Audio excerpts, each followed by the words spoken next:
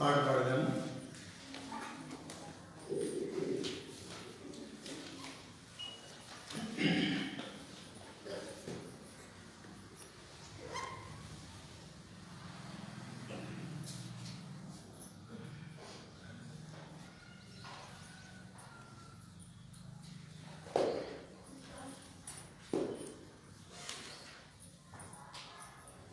రెండవ పాట మొదటి 2 చరణాలు చివరి చరణం పాడదాం. రెండవ పాట.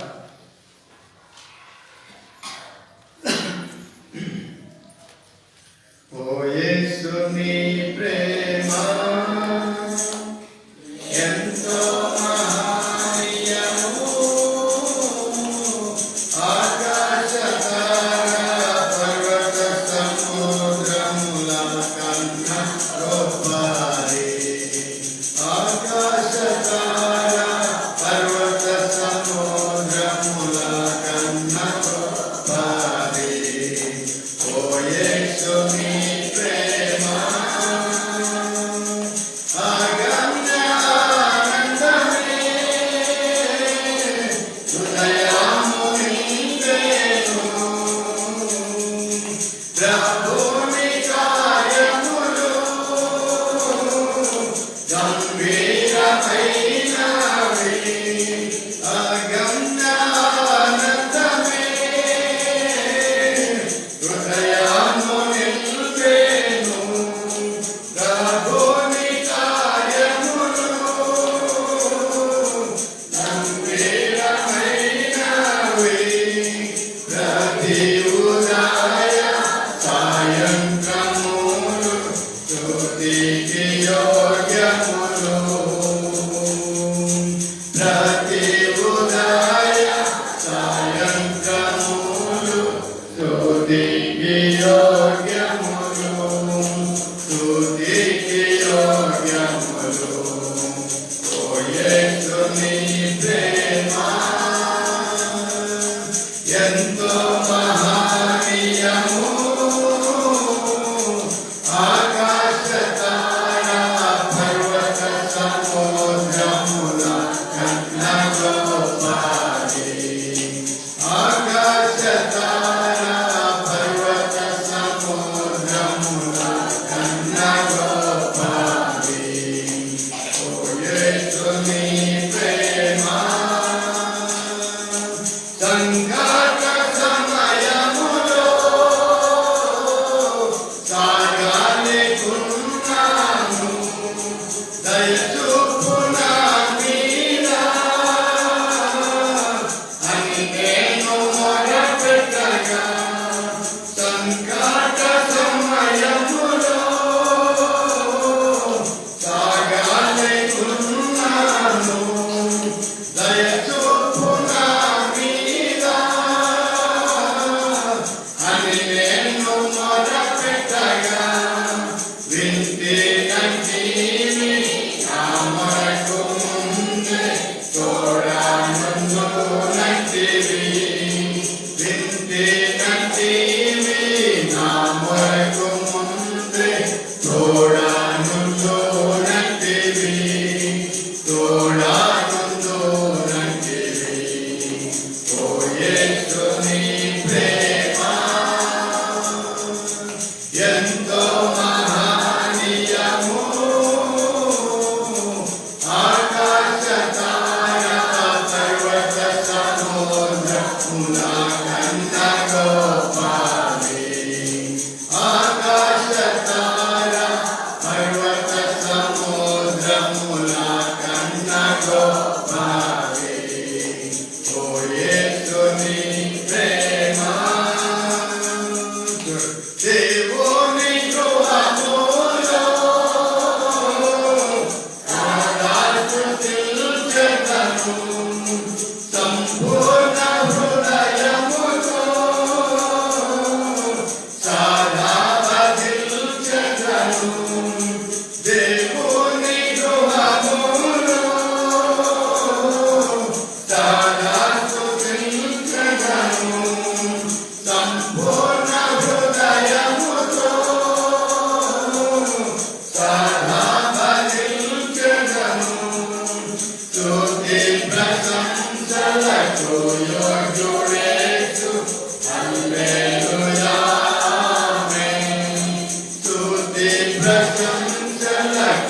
యోగ్యుడేసు హల్లెలూయా ఆమేన్ హల్లెలూయా ఆమేన్ ఓ యేసు నీ ప్రేమ ఎంతో మహనీయము ఆకాశ ఛాయ పర్వత సముద్రముల కన్నా గొప్పది ఆకాశ ఛాయ పర్వత సముద్రముల కన్నా గొప్పది ఓ యేసు నీ ప్రేమ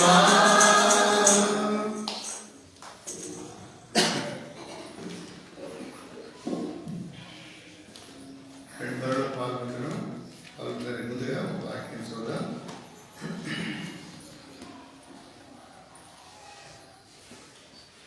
హెబ్రీయులకు రాసిన పత్రిక 11వ అధ్యాయం.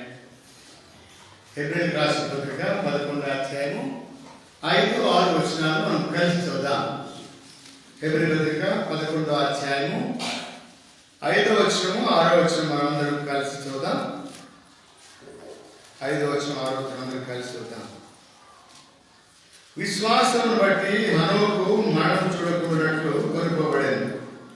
అతడు కొనుక్కోబడక మునుపు దేవునికి ఇష్టడై ఉండని సాక్ష్యం పొందాను. కాగా దేవుడు అతన్ని కొనిపోయాడు కనుక అతడు కనబడలేదు. విశ్వాసం లేకుండా దేవునికి ఇష్టడై ఉండుట అసాధ్యం. దేవుని ఎందుకు వచ్చేవాడు ఆయన ఉన్నాడని తను వెతుకు వారికి ఫలం దయచేయవాడని నమ్మవలను కదా. మొదటి కొరింథీ పత్రిక 11వ అధ్యాయం 11వ అధ్యాయము 27-28 వచనాలు కూడా మనం కలిసి చూద్దాం. మొదటి కొరింథీ పత్రిక 11వ అధ్యాయము 27-28 వచనాలు కూడా కలిసి చూద్దాం. కాబట్టి ఎవడు అయోగ్యంగా ప్రభు యొక్క రొట్టెను తినునో లేక ఆయన పాత్రను త్రాగునో వాడు ప్రభు యొక్క శరీరము గురించి రక్తము గురించి అపరాధీయుడు.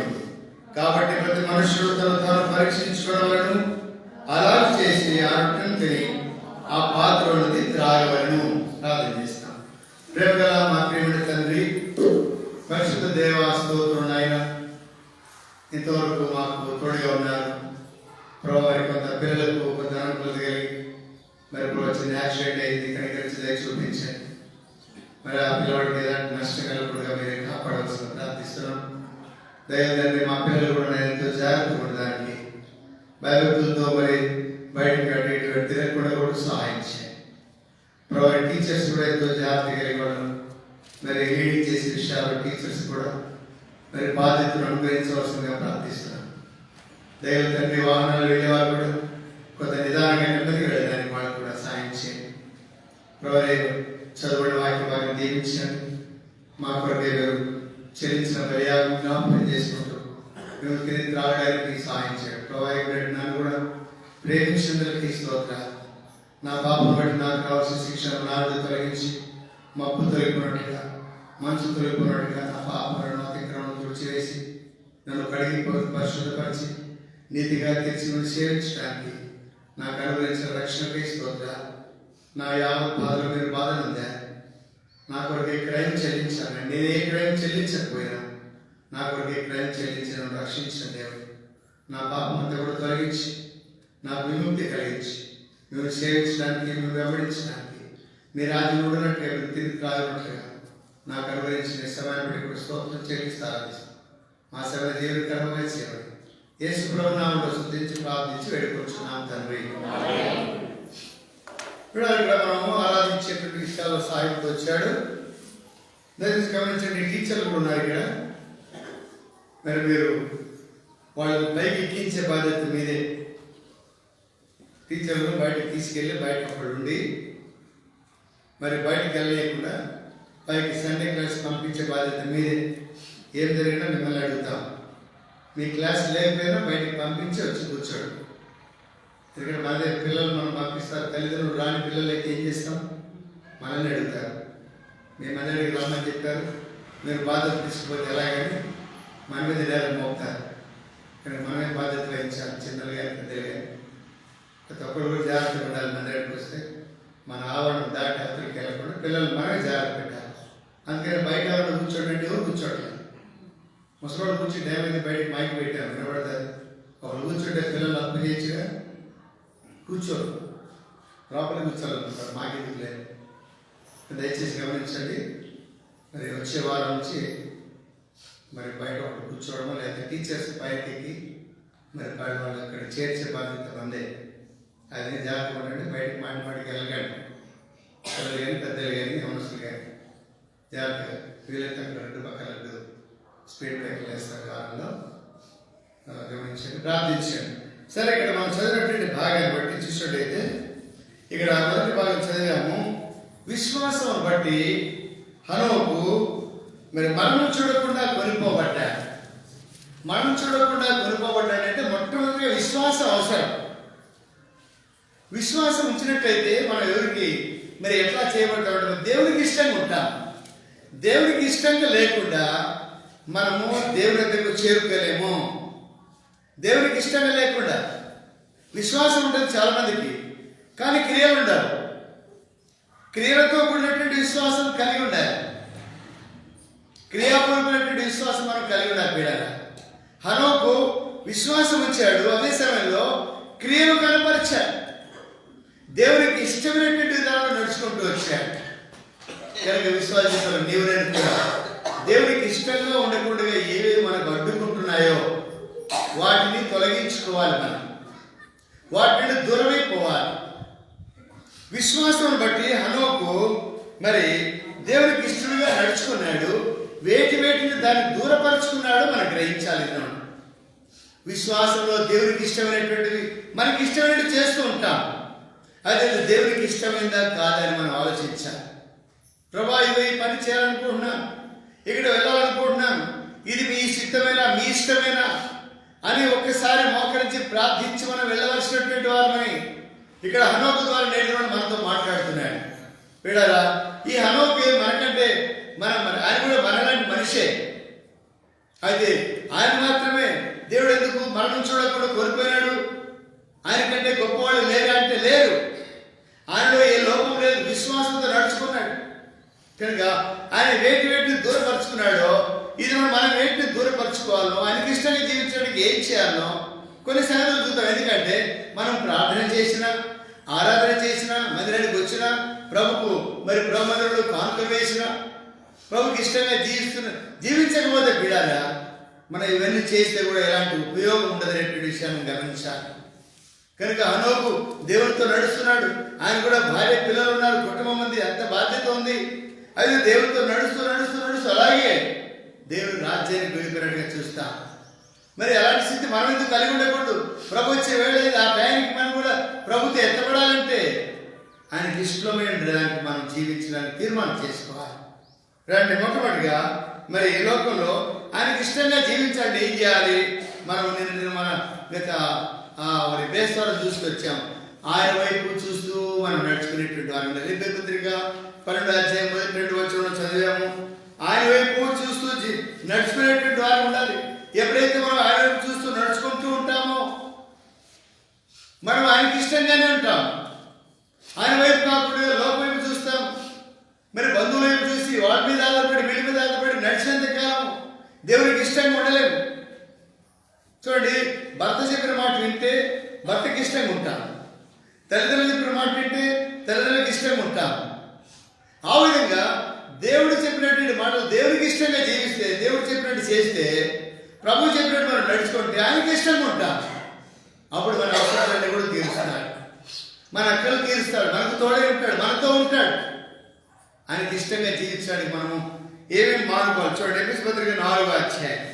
ఎఫెసీ రాసిన పత్రిక 4వ అధ్యాయము 17వ వచనం. ఎఫెసీ పత్రిక 4వ అధ్యాయము 17వ వచనం. 17. కాబట్టి అన్ని జనులు నడుచుకున్నట్లుగా మీరు ఇక మీదట నడుచుకున్నవాళ్ళని ప్రభునందు సాక్ష్యం ఇస్తున్నాను. హనోకు చెప్తున్నాడు మనతో.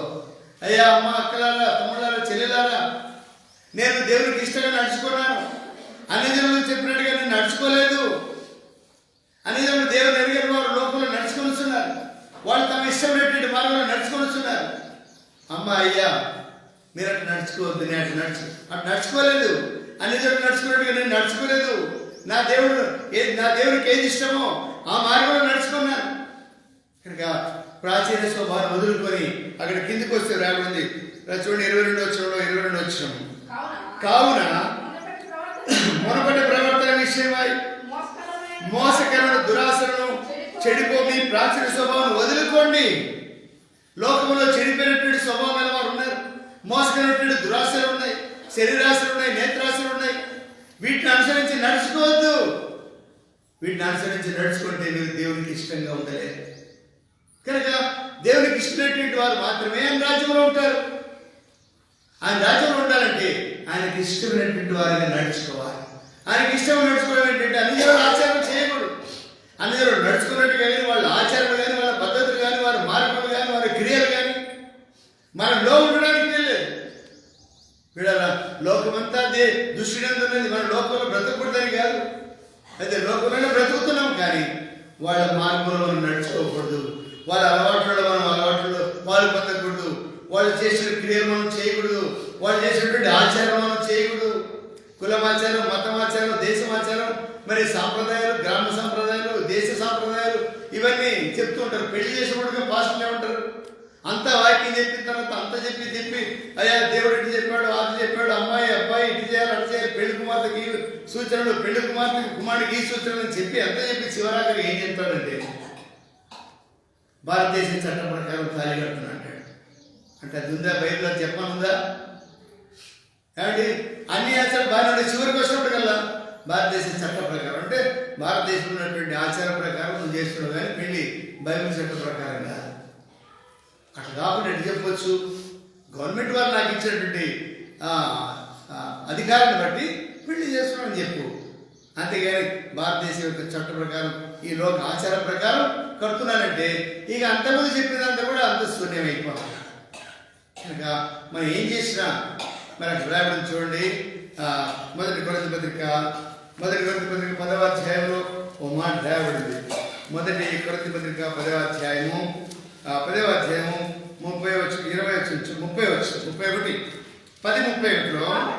కాబట్టి మీరు భోజనం చేసినను పానం చేసినను మీరు ఏమి చేసినను సమస్తము దేవుని మహిమ కొరకు చేయండి.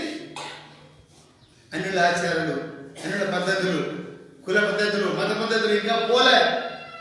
వాళ్ళు ఏమనుకుంటారు, వీళ్ళు ఏమనుకుంటారు, ప్రభు ఏమన్నా అనుకోని పర్లేదు, వీళ్ళు ఏమనుకుంటే మరి బాధపడతారుగా. అది మన ఆలోచన. కనుక అట్లా నడుచుకోలేదు హనోకు విశ్వాసంతో దేవునికి ఇష్టంగా నడుచుకున్నాడు. అన్ని దేవుడు ఆచారం నడుచుకోలేదు. అన్ని దేవుడు నడుచుకోలేదు. మాయను అనుసరించి, మోసం అనుసరించి, దురాశను అనుసరించి, చెడిపోయినటువంటి అభిప్రాయాన్ని అనుసరించి నడుచుకోకుండా దేవునికి ఇష్టంగా నడుచుకున్నాడు.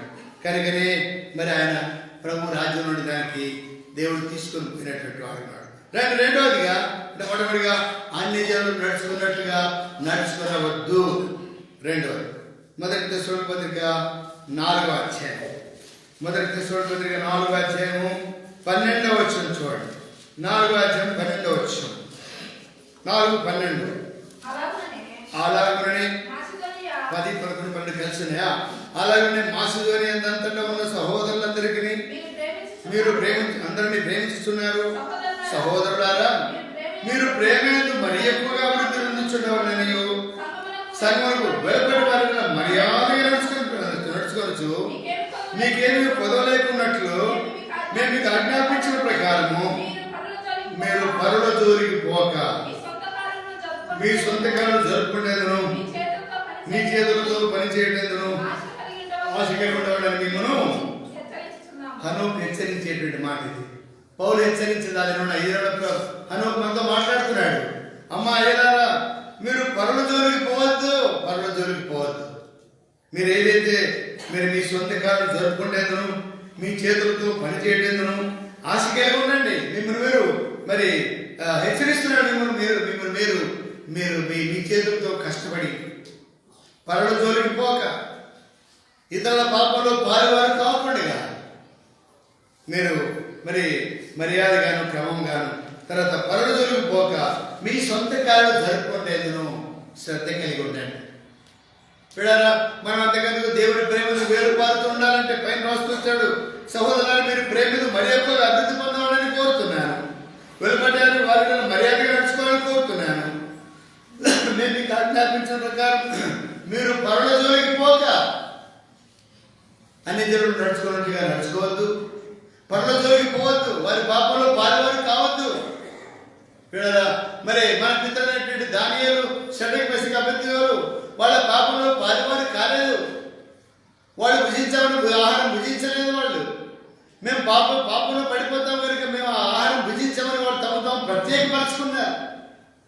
కనుక మనం కూడా మన వీధిలోనూ మన ఇరువురు వారు ఎవరైనా ఏదైనా ప్రసాదం తెచ్చిస్తారేమో అవి తినకుండా మనం ఆపేటువంటి వారు ఉండాలి, అవి తినకుండా మనం మానుకునేటువంటి వారు ఉండాలి.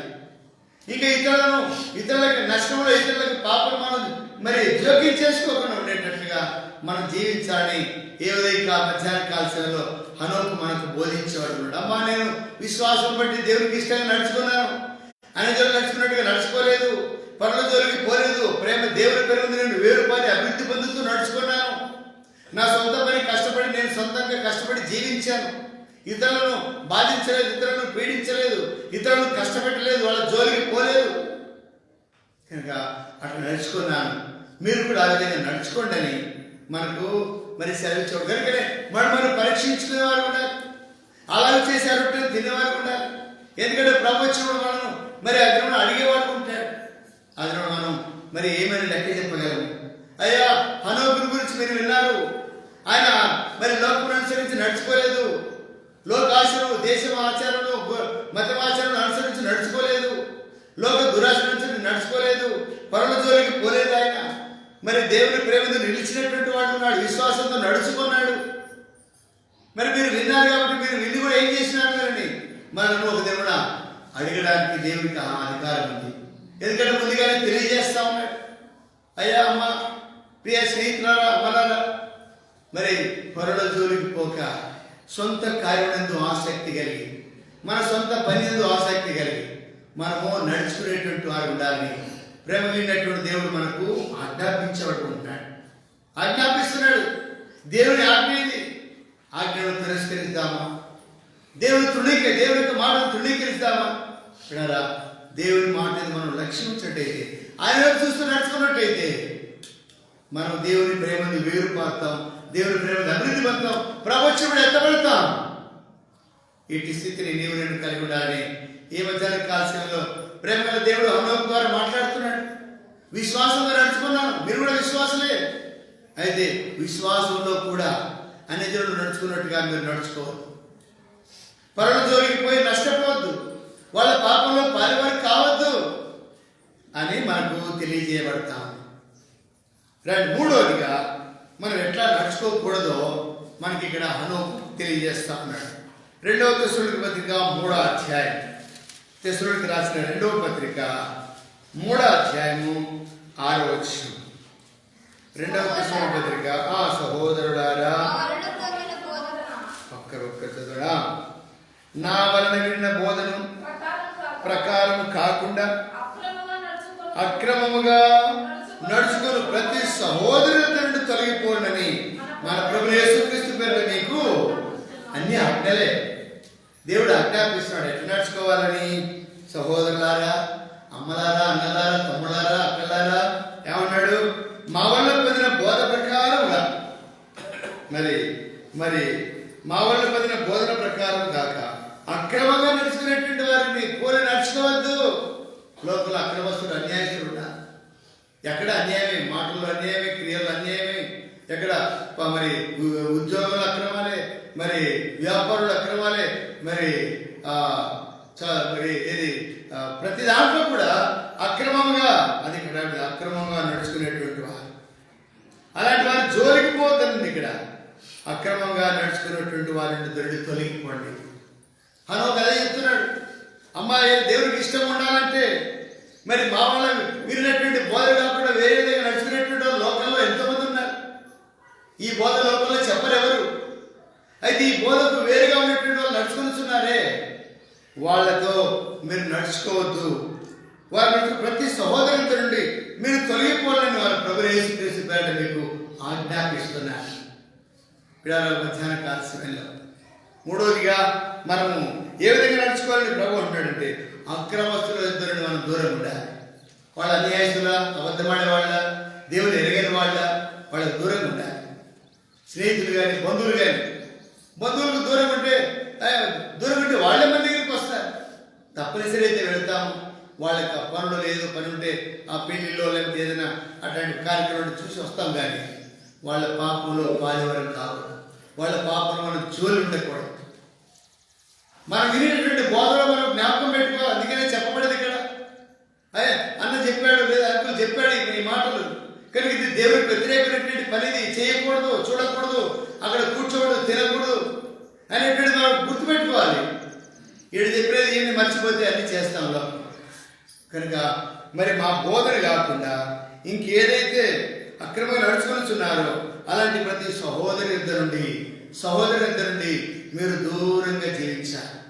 ప్రభు పేట మనం చేస్తున్నాం అంటున్నాడు పావు. తెసలోనికైనటువంటి వారు అలా నడుచుకొని ఉన్నారేమో, అందుకని వాడు గద్దించాడు. అయ్యా తెసలోనికే పట్టణసురాలా మీరు అక్రమంగా నడుచుకునేటువంటి వారి జోలికి పోవద్దు, అలాగే నడుచుకోవద్దు అని మీకు ఆజ్ఞాపిస్తున్నట్టు.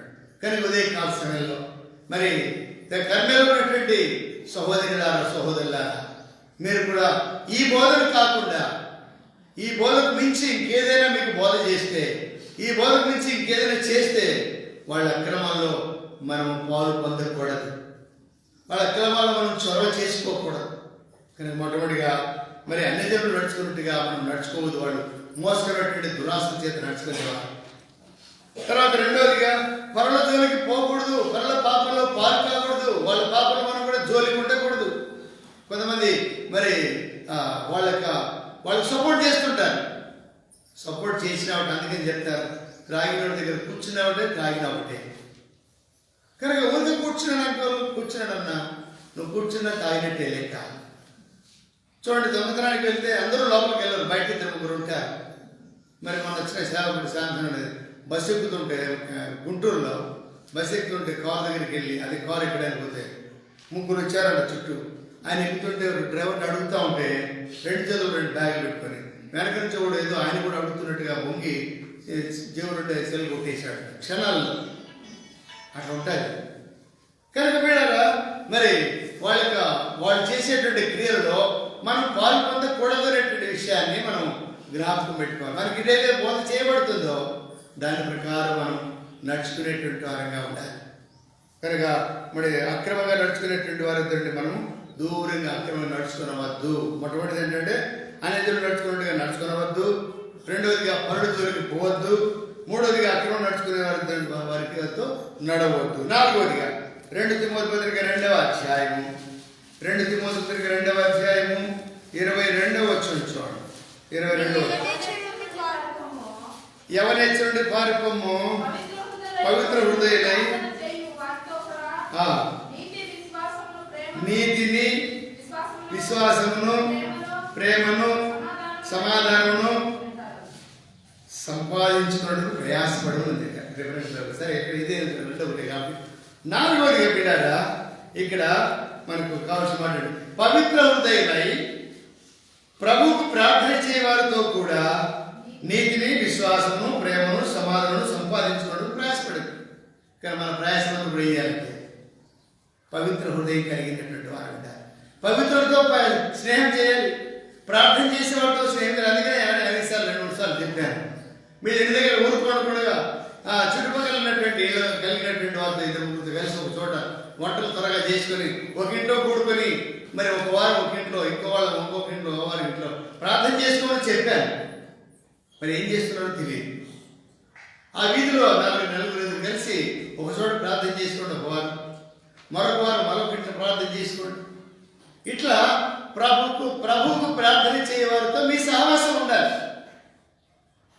కానీ ఎక్కడ ఉంటుంది? ఎప్పుడు ఎవరితో ఒకరితో కూర్చొని లోకస్తులతో కూర్చొని మాట్లాడుతూనే ఉంటారు. అది దేవుడికి ఇష్టమైనటువంటి కార్యం కాదు. విడారా, అదే చెప్పబడేది, మీరు పవిత్ర హృదయులై ప్రభువుకు ప్రార్థన చేయవారితో కూడా నీతిని, విశ్వాసమును, ప్రేమను, మరి సమాధానమును సంపాదించుకోండి. అట్లా మనం జీవించాలని హనోకు మనకు తెలియపరుస్తున్నాడు. అది పౌలు పేతురుకు రాస్తున్నాడు, అయ్యా పేతురు, నువ్వు జాగ్రత్తగా ఉండు, పవిత్ర హృదయం కలిగినటువంటి వారితో నీ స్నేహం కలిగి ఉండు, నీతిని సంపాదించుకో, పరిశుద్ధతను సంపాదించుకో, దేవుని ప్రేమను సంపాదించుకొని ఇతరులకు తెలియపరచు, నువ్వు సమాధానం కూడా ఇతరులను సమాధానపరచు, దాన్ని సంపాదించడానికి పరిగెత్తు అని పౌలు పేతురు తిమోతికి చెప్తున్నాడు. ఇది మనతో మాట్లాడుతున్నాడు. హనోకు అంటున్నాడు, నేను దేవునికి ఇష్టంగా నడుచుకున్నాను, నేను ఆయనకి ఇష్టం కనుక నేను పరలోకానికి మరణం చూడకుండా నన్ను తీసుకొని పోయినాడు. కనుక మీరు కూడా ఆ విధంగా ప్రభువు ప్రార్థన చేసినటువంటి వారితో పరిశుద్ధులతో స్నేహం కలిగి ఉన్నాడు. వాళ్ళతో కలిసి మీరు మరి ప్రార్థన చేసి చేయండి, నీతిని సంపాదించుకోండి, మీరు కూడా సమాధానం ఉండండి. ఆ విధంగా మన సాహసం కనుక మనం పరీక్షించుకోవాలి. మరి ఎవరితో స్నేహం చేస్తున్నాం? అక్రమస్తులతో స్నేహం చేస్తున్నామా? పరుల జోలికి పోయే వరకు ఉన్నామా? అన్యాయంగా నడుచుకునేటువంటి వారు ఉన్నామా? పరిశుద్ధులతో సాహసం అని కలిగి ఉన్నామా? అది పరీక్షించుకోమని మరి మనకి మధ్యాహ్న కాలంలో తెలియపరిచేటువంటి వాడు ఉన్నాడు. విడారా మరి నాలుగవదిగా మరి ప్రార్థన చేయవారితో మరి ప్రార్థన చేయని వారికి దూరంగా ఉండమని, మరి ప్రార్థన చేయవారితో ఉండమని ఉంది. ఆ విధంగా ప్రార్థన చేసేటువంటి వారితో మనం సాహసం కలిగి ఉన్నది. ఐదవదిగా తీతుకు రాసిన పత్రిక మొదటి అధ్యాయం, తీతుకు రాసిన పత్రిక మొదటి అధ్యాయం 10వ వచనం చూడండి. అనేకులు విశేషముగా సున్నతి సంబంధులను, అవిధేయులను, వదరుబోతులను, మోసపుచ్చువారై ఉన్నారు. వాళ్ళ నోళ్ళు ముయ్యవలనని అట్టి వాటిని ఉపదేశించకూడని వాటిని దుర్లాభం కొరకు ఉపదేశించు కుటుంబాలను పాడు చేయించున్నారు. ఇప్పుడు ఇక్కడ చూసినట్టయితే పిల్లరా, అనేకులు సున్నతి సంబంధులు అనగా ఆ దినాల్లో సున్నతి అనేటువంటిది ఒక గొప్ప గర్వంగా ఫీల్ అయ్యేవారు అన్నారు. మేము సున్నతి చేసుకున్నాం, మేము పలాని యూదులం, మేము మోషే ధర్మశాస్త్రాన్ని ఆచరించేవారు అనేటువంటి గర్వం ఉంది. కానీ బాహ్య సున్నతి చేస్తున్నారు, కానీ అంతరంగ సున్నతి చేశారు. బాహ్యంగా యూదుడే కానీ, బాహ్యంగా సున్నతే కానీ అంతరంగంలో యూదుడు కాదు, అంతరంగంలో సున్నతి లేదు. అంటే మారు మనసు లేదు, పరిశుద్ధత లేదు, ప్రభుకు ప్రార్థన చేసే వారితో జీవించడం లేదు. మరి అక్రమంగా నడుచుకునేటువంటి వారితో స్నేహం కలిగి ఉన్నారు, పరుడు జోలికి పోయేవారు ఉన్నారు, అన్నిజనులు నడుచుకుంటున్నారు. ఏమంటే మేము ధర్మశాస్త్రాన్ని పాటించేవాళ్ళం అండి, మేము పుట్టుకతోనే క్రైస్తవులం అండి, మా పితరులు క్రైస్తవులే. కానీ ఇక్కడ ఏమంటే మరి ఇక్కడ సున్నతి సంబంధులు అని అవిధేయులను, వదరుబోతులను, మోసపుచ్చేవారిని ఉన్నారు. కానీ వాళ్ళ నోళ్ళు వేయించారు. అయ్యా నీకు అన్న మరి బాహ్య సున్నతి ఉన్నది, కానీ నువ్వు బాహ్యకు పుట్టుకతోనే క్రైస్తవుడు, కానీ నీకు పాపక్షేమం లేదు, పరిశుద్ధత లేదు. అలాంటి వారితో వాదించకూడదు. అలాంటి వాళ్ళు నోరు ముయించాలి. అయ్యా నీకు పాపక్షేమం లేదు, నువ్వు కుటుంబంలో మరి పుట్టుకతోనే క్రైస్తవుడివే, అయితే నీకు పాపక్షేమం లేదు. చూడండి, ఉదాహరణకి పుట్టుకతోనే క్రైస్తవుడు కొన్నేళ్ళు ఎంతో భక్తి కలిగినటువంటి వాడు అపోస్తలుల కార్యం 10వ అధ్యాయం, కానీ మారమనసు లేదు ఆయనకి. అందుకే దేవుడు గుర్తు చేసినాడు, మరి పేతురును పంపించాడు. ఆయన ఏం చెప్తాడో ఆయన మాట వినమని చెప్పాడు దేవుడు. పేతురు చెప్పిన మాటని విశ్వాసం తాను తన ఇంటి వారిని కూడా రక్షణ పొందారు. అన్ని లోక సంబంధమైనటువంటి హక్కు, మరి అన్ని రకాలైనటువంటి హక్కులు ఉన్నాయి. ఆయన మారు మనసు లేదు. కనుక ఈ దినాల్లో కూడా సున్నతి పొందినటువంటి వారు ఉన్నారు. బాహ్యమైనటువంటి సున్నతి కాదు, బాహ్యమైన యూదుడైనటువంటి వాడు యూదుడు కాదు. రోమపత్రికలో పౌలు చెప్తూ వచ్చాడు రోమిలో ఉన్నటువంటి వారికి, అయ్యా మేము సున్నతి పొందినటువంటి వారు, మేము యూదులము అని చెప్పినటువంటి వారితో అన్నాడు. మీరు యూదులే కానీ బాహ్యములకే యూదులు, మీరు సున్నతి పొందినారు కానీ బాహ్యములకే సున్నతి, కానీ మీ అంతరంగంలో సున్నతి జరగలేదు. అంటే మీకు మారు మనసు లేదు. అలాంటి వారితో అలాంటి వారు నోరు ముయించాలి. అట్లాంటి వాళ్ళు ఎలాంటి వాళ్ళు అంటే రాయబడింది, అట్టి వారు ఉపదేశించకూడని వాటిని దుర్లాభం కొరకు ఉపదేశించుతూ కుటుంబాలను పాడు చేస్తున్నారు. కనుక పైకింత భక్తి ఉన్నది, అంతరంగా దేవుని శక్తులు లేనటువంటి వాళ్ళు. అలాంటి వారికి దూరంగా ఉండమన్నది. వాళ్ళ కుటుంబాలు పాడు చేసేటోళ్ళు. అందుకని ధర్మశాస్త్రం తీసుకున్నాను చూసి అన్నాడు, ప్రభు అన్నాడు, ధర్మశాస్త్రం తీసుకున్నారా, వేషధారులారా, మీరు పరలోక రాజ్యాన్ని ప్రజలంతా మూస్తున్నారు. పరలోక మరి రాజ్యానికి తాళం వేసి జోబులేసి తిరుగుతున్నారు. మీరు పోరు, ఇతరులను పోనీరు. అట్లాంటి వాటికి మీకు జోలి పనిలే. చూడండి, ఇర్మియా గ్రంథం 9వ అధ్యాయంలో ఇంకా అలాంటి వారి గురించి రాయబడింది. ఇర్మియా గ్రంథం 9వ అధ్యాయం, ఇర్మియా గ్రంథము 9వ అధ్యాయంలో అట్లాంటి వాళ్ళు రాయబడిన మాట ఏంటంటే, అట్లాంటి వాళ్ళకి మాట 9వ అధ్యాయం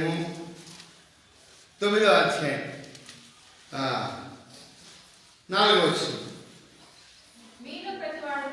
మీలో ప్రతి వాడును తన పొరుగు వారి విషయమై జాగ్రత్తగా ఉండవలను. ఏ సహోదరులను నమ్మకుడి. నిజంగా ప్రతి సహోదరుడు తంత్రగొట్టి తన సహోదరుని కొంప ముంచుతున్నాడు. ప్రతి పొరుగువాడును కొండెములు చెప్పులకై తిరుగులాడుచున్నాడు. సత్యమును పలకక ప్రతి వాడు తన పొరుగువాడిని వంచును. అబద్ధములాడుట తమ నాలుగు అభ్యాసం చేయించున్నారు. ఎదుటి వారిని తప్పులు పట్టవాలని ప్రయాసపడుదురు. నీ నివాసము కాబట్టెల మధ్యను ఉన్నది. వారు కపటలై నన్ను తెలుసుకున్నకున్నారు. యెహోవా ఇశ్రాయేలు దినములలో కూడా ఉన్నారు అలాంటి వారు. వీళ్ళు బాహ్యంలో సున్నతి పొందినటువంటి వారు, మరి సహోదరులను నష్టపరిచేవారు, మరి కుటుంబాలు పాడు చేసేవాడు. ఇలాంటి వారు ఆ దినాల్లో పితరుల దినాలు ఉన్నారు, మరి అపొస్తలుల దినాల్లో కూడా ఉన్నారు, యేసుప్రభువుల దినాల్లో ఉన్నారు. ఇలాంటి వాటి విషయం మనం జాగ్రత్తగా ఉండాలి. వాళ్ళ నోళ్ళు ముయించేవారు ఉండాలి. వాళ్ళతో సాహసం చేయకుండా ఉండాలి. ప్రార్థన చేయ వారితో సాహసం కలిగి ఉండాలి. ప్రభు మనకి ఇక్కడ తెలియపరిచేటువంటి వాడు ఉన్నాడు. పేడారా ఇంకా చూసినట్టయితే చూడండి, 13 వచనం తీతుకు రాసిన పత్రిక 1వ అధ్యాయము మరి 13-14. ఈ హేతువు చేత వారు యూదుల కల్పనా కథలను సత్యం నుండి తొలగిపోయినట్టు మనుషుల కట్టడం లక్ష్య పెట్టగా విశ్వాసముందు స్వస్థులకు నిమిత్తము వారిని కఠినముగా గద్దింపము. పవిత్రులకు అన్ని పవిత్రములే, కానీ అపవిత్రులకు అవిశ్వాసులకు ఏది పవిత్రమైనది కాదు. వారి మనస్సును వారి మనస్సాక్షిలో అపవిత్రపరచబడినది. దేవుని ఎరుగుమని వారు చెప్తున్నారు, కానీ అసేమైన కార్యాలు, అవి నేర్చుకున్న కార్యాలు, మరి ప్రతి సత్కార్య విషయంలో భ్రష్టులు, దేవుని ఎరగమన్నట్టు వాళ్ళు ఎట్లుంటారంటే అన్నీ తెలిసినట్టుగానే ప్రవర్తిస్తారు, కానీ ఏమి తెలియనట్టుగానే వాళ్ళ యొక్క నడవడిక ఉంటారు. కనుక అలాంటి వారితో మనం స్నేహం చేయకూడదు. అలాంటి వారిని నోడు ముయించాలి, వాళ్ళకి వాక్యం చెప్పాలి. అబ్బాయి అయ్యా నేను ఒకప్పుడు నేను కూడా అట్లే ఉంటుంది, నేను కూడా క్రైస్తవుడిని, నేను అట్లా ఉంటుంది. అయితే దేవుడు నా జీవితం మార్చాడు, నాలో నేను క్రైస్తవుడిని అర్చించాను, కానీ మరి నాలో మార్మోడ్స్ లేకుండా ఉంటుంది. ఏదో నాకు మార్మోడ్స్ కలిగించాడు. అంతరంగంలో సున్నతి జరిగింది నాకు. అంతరంగంలో దేవుని మరి నేను బాహ్యమునకు క్రైస్తవుడిని, కానీ ఇప్పుడు అంతరంగంలో క్రైస్తవుని అని చెప్పేటువంటి ధైర్యం మనం కలిగి ఉండాలి. కనుక నేను హనోకు అంటున్నాడు, అయ్యా మీరు పుట్టుకతో క్రైస్తవులు ఉండొచ్చు, పుట్టుకతో మీకు చిన్నప్పుడే బాప్తిసం ఇచ్చి ఉండొచ్చు, అయితే ఇప్పుడు మీలో సున్నతి జరగాలి, అంతరంగంలో సున్నతి జరగాలి, అంతరంగంలో మీ మార్పు రావాలి, మారు మనసు పొందాలి అని మరి ఇక్కడ మరి హనోకు మనతో మాట్లాడుతున్నాడు. హనోకు అంటున్నాడు, అయ్యా నేను దేవునికి ఇష్టంగా జీవించాను, నేను కూడా మరి యూదుడనే, అయితే దేవునికి ఇష్టంగా జీవించడానికి ఇట్లాంటి వాడితో నేను మరి సాంగత్యం చేయలేదు. కానీ మధ్యాహ్న కాల సమయంలో ప్రభువులో పాల్పొందే దేవుడు నేను, ఆయనకి ఇష్టమైనటువంటి కార్యం మనం ఎల్లప్పుడూ చేయాలంటే, ఆయన నడుచుకున్నట్టుగా మనం నడుచుకోవాలంటే అన్ని జనుల ఆచారము, కులమాచారము, మతమాచారము, దేశమాచారము, బంధువులు, స్నేహితులు వాళ్ళు మరి ఇక్కడ మొట్టమొదటిగా అన్ని జనులు నడుచుకున్నట్టుగా నడుచుకోవద్దు, పరుల జోలికి పోవద్దు, అక్రమంగా నడుచుకోవద్దు, ప్రార్థన చేయవద్దు, దూరంగా ఉండవద్దు, కుటుంబాలు పాడు చేయవద్దు, ఆయన ఎరగమన్నట్టుగా జీవించవద్దు, ఆయన ఎరుగుదమన్నట్టుగా జీవించాలి. వేసుకోండి నేను ఎరుగుదు, ఏం తెలుసు కంటే నేను ఎరుగుతున్నట్టుగా జీవించాలి. కనుక మరి ఆయన ఎరగమన్నట్టుగా జీవించేవారు లోపల ఉండాలి. ఆదివారం మందిరానికి వస్తారు, మిగిలిన వారం అంతా కూడా దేవుని ఎరగమన్నట్టుగా జీవించేవారు లోపల లేకపోలేదు. యేసుప్రభు దినాలు కూడా యేసుప్రభు చెప్పాడు. మరి యేసుప్రభు రొమ్మును ఆడుకున్నటువంటి శిష్యుడుగా చెప్పాడు, యోహాను చెప్పాడు, తనకి మొదటి పత్రికలో రాస్తూ వచ్చాడు 2వ అధ్యాయంలో. పిడారా దేవుని ఎరగమన్నట్టుగా మన జీవితాలు ఉండకూడదు, అని ఎరిగిన దానికి తగినట్లుగా మన ప్రవర్తన ఉండాలి. కనుక మనం పరీక్షించుకొని ఆ బలిలో యోగ్యంగా మనం పాల్పొందినట్టు ప్రభు మనకు ఆ విధంగా సహాయం చేస్తారు. తర్వాత 6వ అధ్యాయం మరి తీతు రాసిన పత్రిక 3వ అధ్యాయం. తీతు రాసిన పత్రిక 3వ అధ్యాయము 2వ వచనం చూడండి. 3వ అధ్యాయము 2వ వచనం. ప్రతి సత్కార్యము చేయుటకు సిద్ధముగా ఉండవలనియు మనుషులందరి సంపూర్ణ సాత్వికమును కనపరచుచు ఎవరిని దూషింపగా జగడమాడిన వాడును శాంతులనే ఉండవలనియు జ్ఞాపకము చేయము.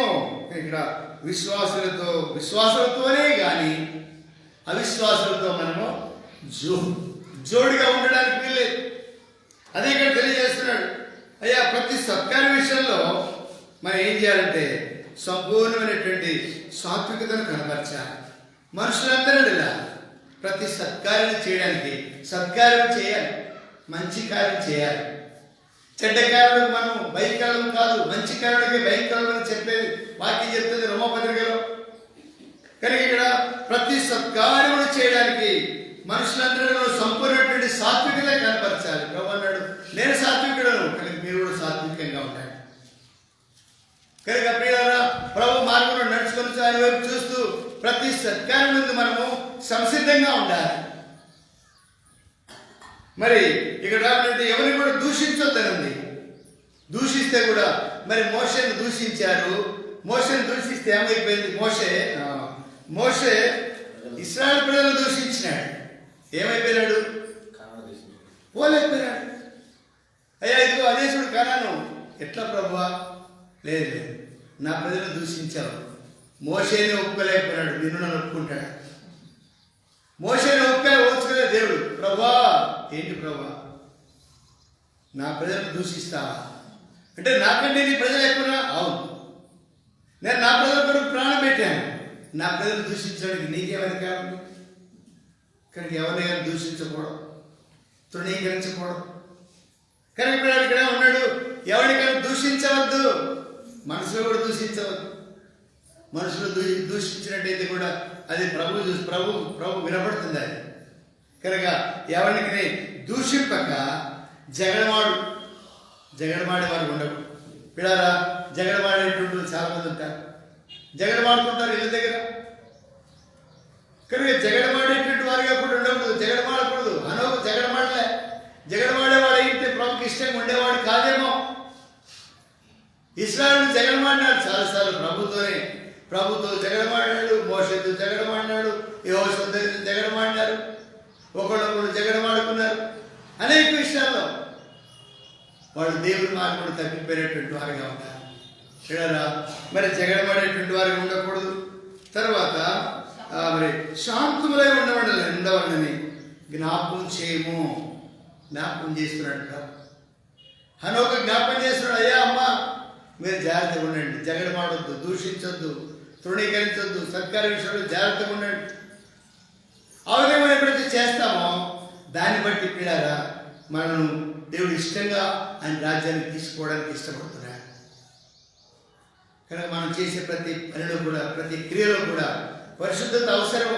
పరిశుద్ధులతో మనం మరి స్నేహం చేసేటువంటి వారిగా ఉండాలి. కనుక మొట్టమొదటిగా అన్యజనులు నడుచుకున్నట్టు నడుచుకోవద్దు, పనుల జోలికి పోవద్దు, అక్రమంగా నడుచుకోవద్దు, ప్రార్థన చేయవారికి దూరంగా ఉండవద్దు, కుటుంబాలు పాడు చేయవద్దు, నన్ను ఎరగనన్నట్టుగా ఉండవద్దు. తర్వాత 6వదిగా మరి జగడమాడవద్దు అని. 7వదిగా చూద్దాం రండి. 2వ తిమోతి పత్రిక 2వ అధ్యాయం. 2వ తిమోతి పత్రిక 2వ అధ్యాయము 14-15 వచ్చినారు. వినువారికి చెరుపటకే కాని మరి దేనికి పనికిరాని మాట గురించి సాక్షినిచ్చు తిమోతితో చెప్తున్నాడు. తిమోతి, వినువారికి చెరుపటకే కానీ మరి దేనికి పనికిరాని మాట గురించి వాదం పెట్టుకోవద్దు. నువ్వు వాదం పెట్టుకోవద్దు. విశ్వాసులారా, అమ్మలారా, ఎక్కలారా, పనికిరాని చెరిపేటువంటివి కూటికి కూరాకులైన మాటలు అంటుంటారు మా వైపు. దేనికి పనికిరాని మాటలు, ఇటువంటి మాటల చేత వ్యాజ్యం, ఇటువంటి మాటల చేత తగులాడుతుంటారు చాలా మంది. పనికిరాని మాటల చేత కాలం వెలగుచుకునే వారు ఉన్నారు లోకంలో. టైంపాస్ కొరకు ఏమిటి టైంపాస్? ఇట్లాంటి మాటలతో వాదం పెట్టుకోవద్దని ప్రభుని బట్టి మీకు జ్ఞాపకం చేయమంటున్నాడు పౌలు. ఇక్కడ తిమోతితో అదే రాస్తున్నాడు, మనకు కూడా చెప్తున్నాడు. ఈ ఉదయకాలం మధ్యాహ్న కాల సమయం ఇతరులకు మేలు కలిగించే 4 మాటలు. అందుకే ప్రభువు ప్రార్థించే వారితో స్నేహం చేయి, అప్పుడు ఇరువురు కలుసుకొని మరి ప్రభు గురించి ముచ్చటించండి. ఈ దినాల్లో చాలా మంది చెప్తుంటారు అక్కడక్కడ, ఇద్దరు విశ్వాసాలు కనపడితే చాలు ఏం మాట్లాడతారు? ఇద్దరు విశ్వాసాలు కనపడితే అన్యులు కాదు, ఇద్దరు విశ్వాసాలు కనపడితే ఏం మాట్లాడతారట? ప్రభు గురించి మాట్లాడతారా? ప్రభు గురించి మాట్లాడతారా? ప్రభు వ్యాఖ్యానం గురించి మాట్లాడతారా? లే. ఆ అక్కని చూసావా? ఈ అక్క సంగతి తెలుసా? ఆ అన్న సంగతి తెలుసా? ఈ అన్న సంగతి తెలుసా? ఆయన అట్టాడంటేనే, ఈమె ఇట్టాడంటేనే, ఇవి తప్పకుండా వస్తాయి. కనిపెడారా?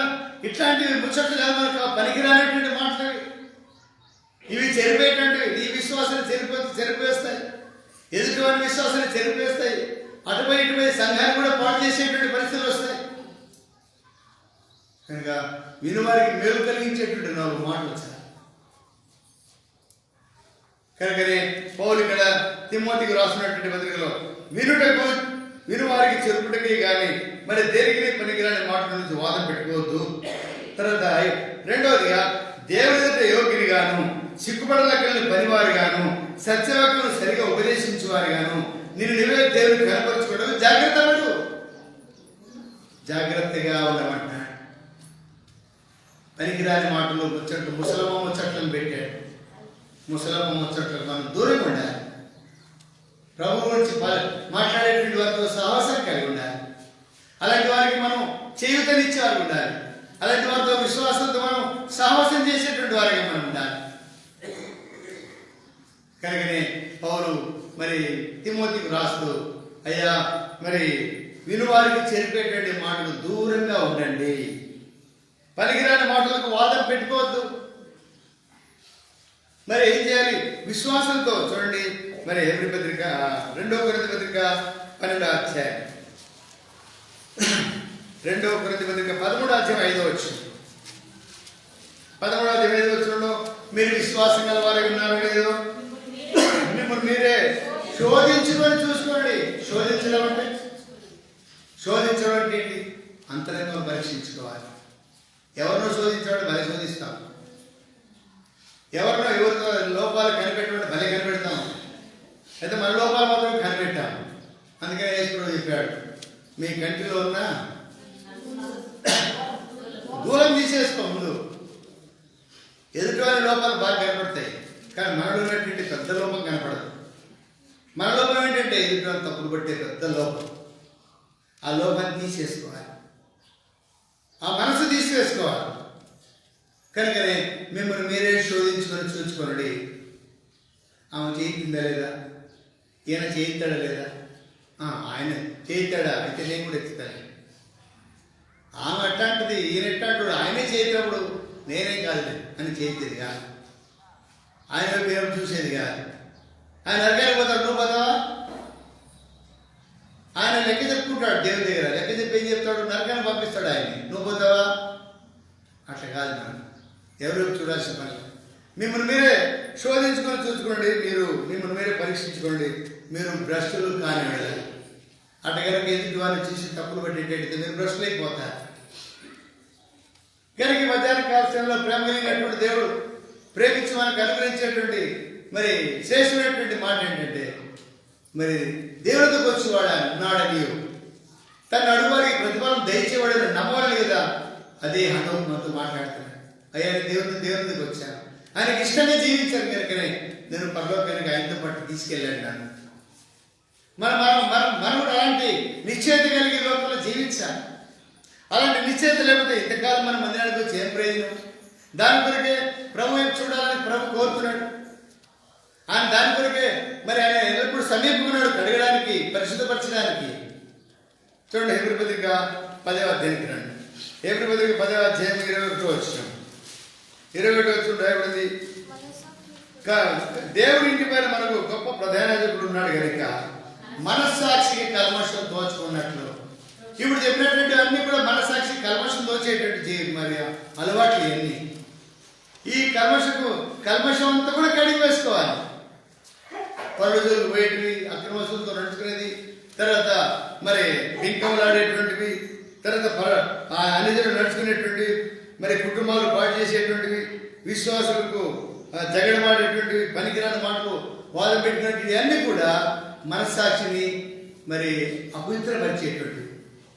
కనుకనే మన మనస్సాక్షికి వెళ్ళినటువంటి కల్మషాన్ని మనం కడిగి వేసుకోవాలి ఏనాటి కానాడు. అందుకని ఎదురుపత్రిక 9:14 రాబడింది, నిత్యుడు తండ్రి నిత్యుడు ఆత్మ ద్వారా తను తాను దేవుడికి నిర్దోషిగా అప్పగించుకున్నటువంటి క్రీస్తు యొక్క రక్తము నిర్జీవులను విడిచి దేవుని సేవించడానికి మన మనస్సాక్షి ఎంతో ఎక్కువగా శుద్ధి చేయడం రాబడుతుంది. దాని కొరకు యేసుప్రభువు ప్రేమించి మన కొరకు ప్రాణం పెట్టి రక్తమును కార్చింది. మన మనస్సాక్షికి ఇలాంటివి కల్మషాలు తోస్తుంటాయి కాబట్టి వీటన్నింటినీ మనం పవిత్రపరచబడాలని దేవుడు కోరుతాడు. కనుక మన మనస్సాక్షి కల్మషం దోచుకున్నట్టుగా ఆయన ప్రశస్త రక్తమును కార్చిన వాడుకున్నాడు. కనుకనే మనస్సాక్షి కల్మషం దోచుకున్నట్లు ప్రోక్షించబడిన హృదయం కలవాలి. కనుక రక్తాన్ని ప్రోక్షిస్తే మన మనస్సాక్షి మరొకసారి శుద్ధీకరిస్తాడు, మన హృదయాన్ని కడిగి వాడుకుంటాడు, మనస్సాక్షిని హృదయాన్ని పరిశుద్ధపరిచి వాడుకుంటాడు. తర్వాత రెండవదిగా మరి నిర్మలమైనటువంటి ఉదకము విశ్వాసంతో అంటాడు ఎఫెసీయుల పత్రిక. మరి అక్కడ 4వ అధ్యాయంలో మరి విశ్వాసంతో అంటున్నాడు. చూడండి, 3వ అధ్యాయం ఉంటారు ఎఫెసీయుల పత్రిక 25:6 వచ్చిన ఎఫెసీయుల పత్రిక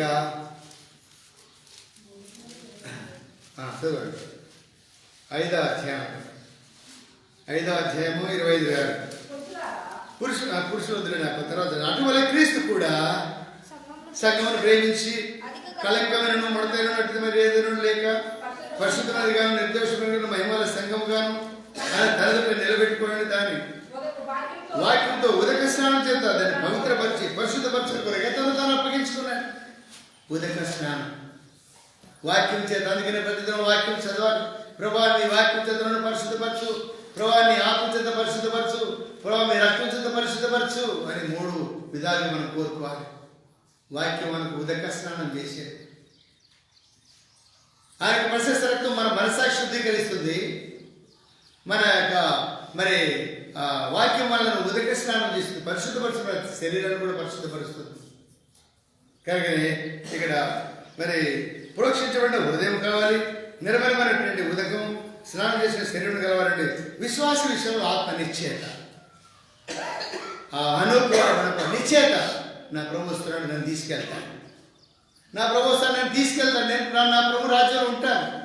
అలాంటి నిశ్చయత మనం కలిగి ఉండాలంటే హనోకును జ్ఞాపకం చేసి హనోకులే నడుచుకుందాం. హనోకు మనం గుర్తు చేస్తుందని మనం కూడా జ్ఞాపకం చేసుకుందాం. అయ్యా నేను ఇక్కడ నడుచుకున్నాను కనుక దేవుడికి ఇష్టంగా ఉండిపోయినాను, నన్ను పరలోకానికి తీసుకెళ్ళాడు ఆ దేవుడు, కానీ మీరు అట్లా నడుచుకోండి అంటున్నారు. ఈ ఉదయకాలం అట్లా నడుచుకోవడానికి ఇష్టపడదామా? ప్రభు మనల్ని కూడా ప్రేమించి మన కొరకు తను అప్పగించుకొని రక్తము కార్చాడు. కనుకనే మరి అప్పుడు మనం దేవుడి సన్నిధానానికి మరి ఖచ్చితంగా చేరవనుకుంటాం. కనుకనే యథార్థ హృదయంతో మనం దేవుడి సన్నిధానానికి చేరడానికి ప్రభు కృపణించబడుకుంటాడు. కనుకనే ప్రతి మనుషుడు అలాగే చేశారు, తిని ఆ పాత్రను త్రాగవారు. అట్లా కాకుండా పరీక్షించుకోనకుండా మనం లెక్క చేయకుండా, దేవుని వాక్యం లెక్క చేయకుండా, దేవుని మరి పరిశుద్ధతను లెక్క చేయకుండా ఊరికేదో మనం బలలో పాలు పొందుతున్నామంటే పాలు పొందేది కాదు. అలాగే చేయడం ద్వారా మనం దేవునికి శత్రువులమవుతాం, అలాగే చేయడం ద్వారా మనం దేవుని దృష్టికి విరోధులమవుతాం. అక్కడ మరి పితరుల దినాలు చూసినట్టు 2 అధ్యాయం రాయబడింది. అక్కడ వాళ్ళు విధి మరి యొక్క విధిని పరీక్షించుకోనకుండా విధి నిర్ణయానికి వ్యతిరేకంగా పాల్పొందినప్పుడు వాళ్ళు చాలా రోగులైపోయినారు. కనుక విధికి విరుద్ధంగా, ఆజ్ఞకు విరుద్ధంగా, మరి ధర్మశాస్త్రానికి విరుద్ధంగా, నిబంధనకు విరుద్ధంగా మనము బలలో పాల్పొందకూడదు. అలాగే పాల్పొందితే మన ఆత్మ జీవితానికి శ్రేయస్కరమైనటువంటిదిగా, మన ఆత్మ జీవితానికి నష్టమే, మన కుటుంబానికి నష్టమే, సంఘానికి నష్టమే. అటు కాకుండా ఈ మధ్యాహ్నం కాల్సిన ప్రభు తన కృపను బట్టి మనకి ఇచ్చినటువంటి ఈ బల్ల యొక్క సాహసము, మరి పరిశుద్ధమైన దానిలో మరి ప్రోక్షించబడిన హృదయం, నిర్మలమైనటువంటి ఉదక స్నానం చేయబడినటువంటి శరీరము, ఆత్మ నిశ్చయత కలిగి యథార్థ హృదయంతో ఆయన సన్నిధానం కానీ బలలో మన యోగ్యంగా పాల్గొన్నట్టు ప్రభు మనకు సహాయం చేయగలరు. మనం పరీక్షించుకుందాం, మోకరించండి, ప్రార్థన చేస్తాం. మనం పరీక్షించుకోవాలి. ఇతరుల వైపు చూడకండి, వాళ్ళ వైపు చూడకుండా బయటకు ఎవరు లేచిపోదు. నేను బలలో పాల్పొందాను కాబట్టి బయట ఉంటారు, కాసేపు అని బయటకు వెళ్ళిపోదు. పాలు పొందేవారు కానీ పాలు పొందిన వాళ్ళు కానీ అందరూ మోకరించండి, వినండి, చూడండి ఎట్లా పాల్పొందుతున్నారు, ఎందుకు పాల్పొందుతున్నారు. ఆ విధంగా పరీక్షించుకొని బలలో యోగ్యంగా పాల్పొందుతారు.